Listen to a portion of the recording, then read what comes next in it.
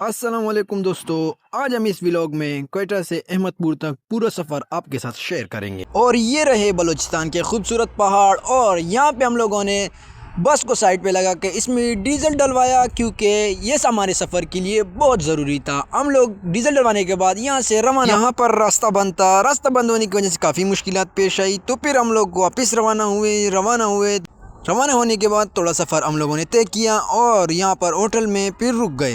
ट्रकों और धुंध ने हमारा इस्तकबाल किया। यहाँ पे इस सर्दी में हम लोगों ने यहाँ पे चाय पी और खाना खा के वापस निकल गए। तो निकलते ही यहाँ पे रहीम यार खान पहुँच गया। रहीम यार खान में काफ़ी अच्छी जगह थी, वहाँ पे भी ज़बरदस्त। यहाँ से मैंने वीडियो शूट की, तो यहाँ से मैं निकल गया। सुबह होती ही पंजाब पहुँच। धुंध और हरियाली ने हमारा इस्तकबाल किया। यहाँ पे भी काफ़ी अच्छी जगह थी, खूबसूरत जगह है। तो धुंध थी और दूसरे गन्नों की ट्रालियों ने रास्ता बंद किया था। ऐसे करते करते हम लोग अहमदपुर पहुंच गए। अहमदपुर पहुंचते ही मेरे मामू मुझे लेने आए थे, इसकी वजह से हम लोग उसी के साथ बाइक पे बैठ के रवाना हुआ। रवाना होते ही हम लोग घर की तरफ निकल गए। ये हमारा अहमदपुर शहर क्या पहुंच गया। तो मिलते हैं नेक्स्ट व्लॉग में। अल्लाह हाफिज़।